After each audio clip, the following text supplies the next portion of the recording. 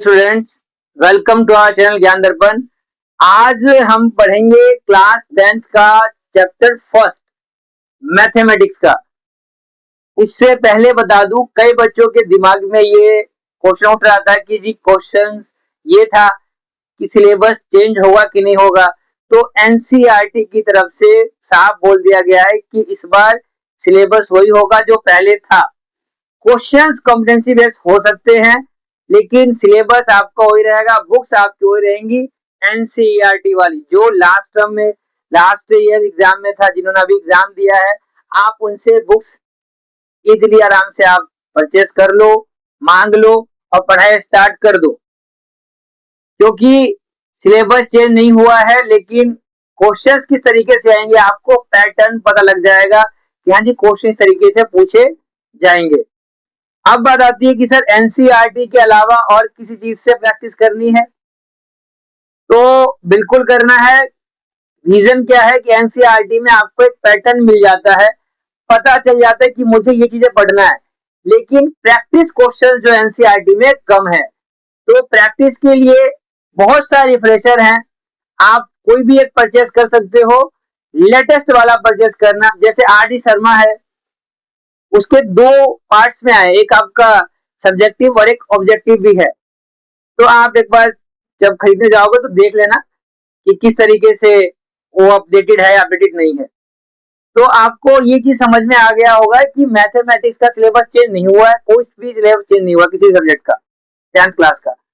तो आप अब स्टार्ट करता हूँ आपका फर्स्ट चैप्टर, जो कि आपका है रियल। हाँ तो स्टूडेंट्स, सबसे पहले रियल नंबर स्टार्ट करने से पहले ये देखते हैं कि आपको क्या क्या चीजें पढ़ना है। इसमें कई ऐसे हैं जिन्होंने इस चैप्टर को पढ़ने से पहले ऑलरेडी रिवीजन कर लिया होगा, और जिन्होंने नहीं किया होगा रिवीजन कर रिकॉल कह लो, उनको मैं रिकॉल करवाता हूँ कि प्राइम नंबर कौन से होते हैं।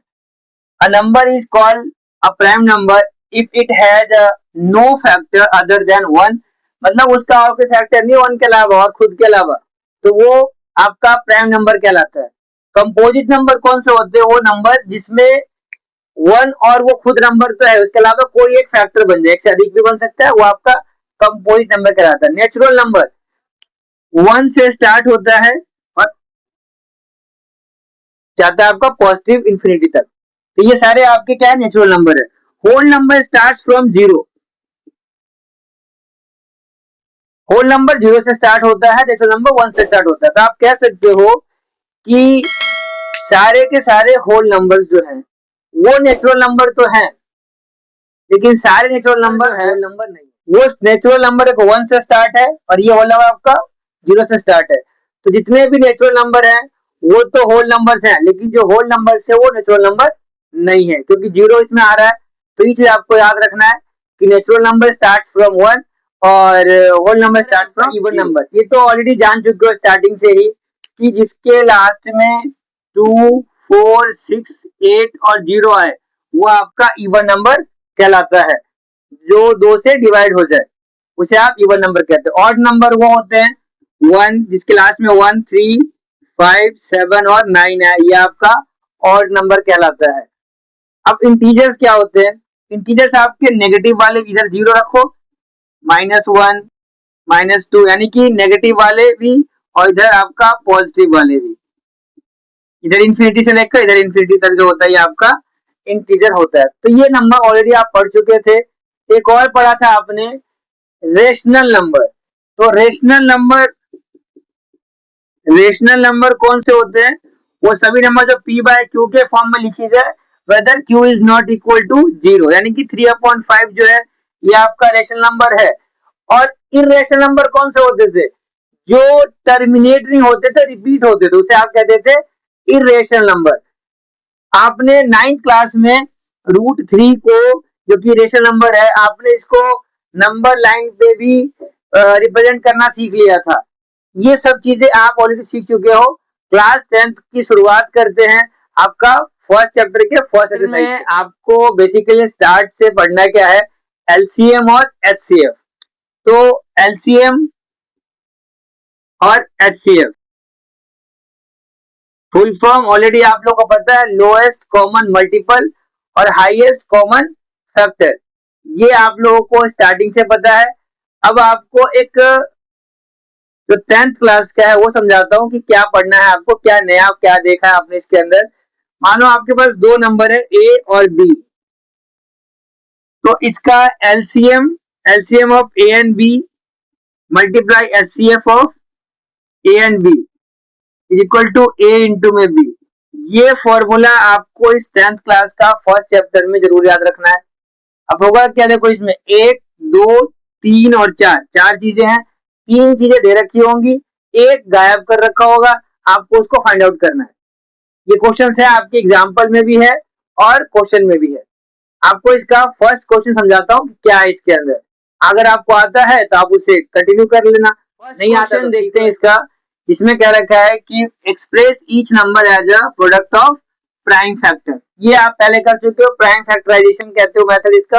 अब देखो इसमें क्या है, 140 है, 140 को आपने सिंपल ऐसे किया, लिखते वक्त क्या लिखना है आपको, 2 इंटू 2 इंटू 5 इंटू 7 और 2 की पावर 2 है, आपको लगा देना है सिंपल तरीके से। जहां नहीं बन रहा फैक्टर वो आप वैसे लिखोगे, जहां पावर बन रहा है वहां आप उसको पावर के फॉर्म में लिख देना। मैंने आपको फर्स्ट सेकेंड और फिफ्थ कराया है, बाकी दो आपको होमवर्क के फॉर्म में दिया है, उसे आपको करके रखना है। अगला क्वेश्चन देखते हैं। क्वेश्चन जो है आपका वो है find the LCM and HCF of the following pairs.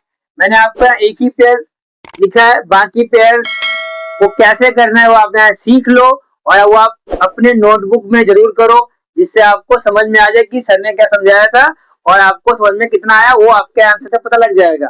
अभी जस्ट मैंने स्टार्टिंग में बताया था कि फॉर्मूला एलसीएम और एचसीएफ किसी भी नंबर का निकालो, किसी पेयर का निकालो और उसके प्रोडक्ट को आपस में, मतलब नंबर को आपस में मल्टीप्लाई करो, दोनों सेम आएगा। चेक करते कि ऐसा होता है कि नहीं होता। 26 है, 26 को मैं कह सकता हूँ 2 इंटू 13 और 91 को कह सकता हूँ 7 इंटू 13। इसमें एलसीएम क्या निकला हमारा और एचसीएफ क्या निकला वो देख लेते हैं।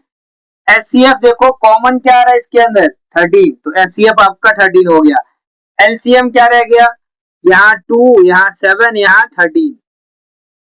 अब आप मल्टीप्लाई कर दो इनको आपस में 182, तो एलसीएम हो गया आपका 182 और एचसीएफ हो गया आपका 13। अब देखते हैं इसमें ये वेरीफाई होता है कि नहीं होता, चेक कर लेते हैं। तो एलसीएम और एचसीएफ को पहले मल्टीप्लाई कर लेते हैं। एलसीएम क्या है मेरा 182 और एचसीएफ है 13, देखते हैं क्या आंसर आता है। और सेम आपको 26 और 91 को मल्टीप्लाई करके देखते हैं आंसर क्या आता है। जब इनको मल्टीप्लाई करते हो तो आता है, इनको मल्टीप्लाई करने के बाद भी वही आता है 2366, यानी आप कह सकते हो एलएचएस और आरएचएस आपस में बराबर है। तो ये चीजें ऑलरेडी प्रूव हो गई है जो आपने यहाँ सीखा है। अब इसी को ध्यान में रख के आप बाकी क्वेश्चंस को करो, इसके 2-3 पार्ट्स और हैं, सॉल्व हो जाएगा तो आपकी प्रैक्टिस भी हो जाएगी। करने के बाद आपने देखा है ऑलरेडी कि आप ऑलरेडी वेरीफाई कर चुके हो, करना सीख लिया है। एक क्वेश्चन और है जो आपके इसी बुक का है, इसी एक्सरसाइज का है, जो कई बार एग्जाम में पूछ लेते हैं, तो आप उसी फॉर्मूले का इस्तेमाल करके इसका आंसर कैसे निकालते हो सीखो। तो आपको नंबर दे रखा है एचसीएफ निकालना है 306 और 657 का, लेकिन निकालने की जरूरत नहीं तो ऑलरेडी दे रखा है 9। हमें इनका एलसीएम निकालना है। अब एलसीएम कैसे निकालना है वो देख लेते हैं एक बार। फॉर्मूला जैसे पढ़ा था हम लोगों ने कि HCF of 306 and 657 multiply LCM of 306 and 657 into में प्रोडक्ट ऑफ द नंबर, अभी जैसे सीखा था, तो 306 इंटू 657। अब देखना उसी फॉर्मूले का इस्तेमाल करके इसका आंसर निकालेंगे।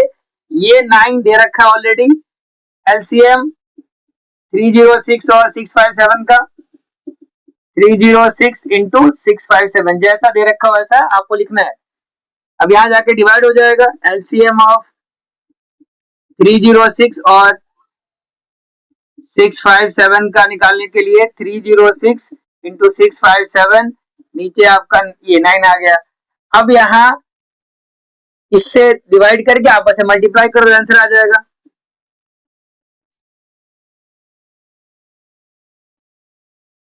इनको मल्टीप्लाई करो, आपका आंसर आ जाएगा 22338। ये तो पहली बार सिखा रहा हूं अभी।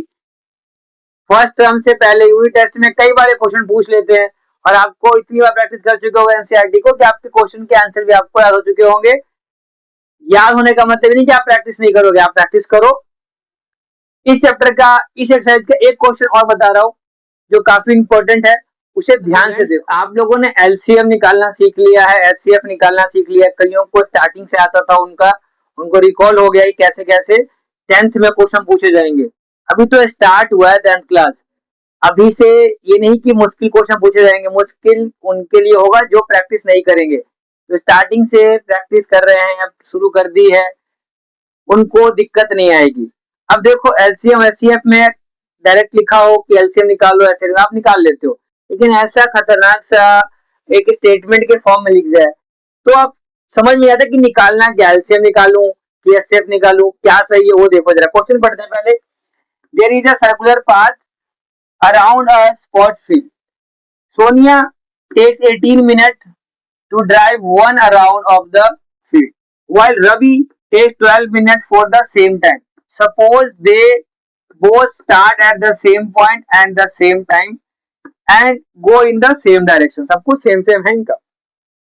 After how many minutes will they again at the starting point?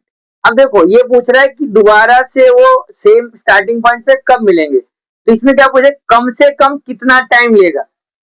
ठीक है, कम से कम मतलब कम से कम लोएस्ट कॉमन मल्टीपल, यानी आप उसमें एलसीएम निकालो। किसका एलसीएम निकालोगे, तो आप 12 का एलसीएम निकालो और 12 और 18 का, जो इसका आंसर आएगा वही अपना आंसर आएगा। देखो कैसे निकालना है आपको।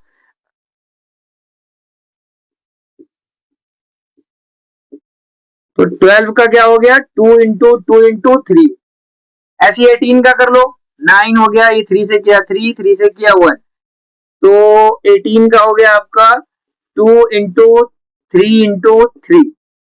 अब इनका एलसीएम कैसे निकालोगे, आप ऑलरेडी जानते हो कि ये कॉमन है, ये कॉमन है, तो एक बार 2 एक बार 3 लिख दो जो कॉमन है, फिर जो यहाँ बच गया, जो यहाँ बच गया वो भी लिख दो। टोटल आपका हो गया, मल्टीप्लाई करो, 6 into 6 36। तो आखिरी में आप लिखोगे, देखो जब स्टेटमेंट वाले क्वेश्चन आते हैं और आप इस तरीके सॉल्व कर देते हो, तो आखिरी में स्टेटमेंट जो लिख दो। हाउ मेनी मिनट पूछा है, आप लिख दो कि आंसर लिख के आखिरी में कि how many minutes will they again at the starting point. तो आप लिखो 36 minute will they again at the starting point. आपका जो आंसर है स्टेटमेंट पूछा था, तो आपने स्टेटमेंट में उसका आंसर लिखा, जिसकी वजह से आपको अगर ये क्वेश्चन 2 मार्क्स का है तो आपको 2 मार्क्स पूरे मिलेंगे, कहीं नंबर नहीं कटेगा। उम्मीद करता हूं यहाँ तक क्वेश्चन आपको समझ में आ गया होगा। नहीं समझ में आप दोबारा देख लो, समझ में आ जाएगा। और लाइक सब्सक्राइब और शेयर जितना हो सके उतना करो, जिससे कि सभी आपके अलावा सभी को समझ में आए। आपको समझ में आ ही रहा है, आपके साथ साथ बहुत से लोगों को, बहुत से बच्चे जो 10th क्लास में आए हैं उनको भी समझ में आ जाए। All the best.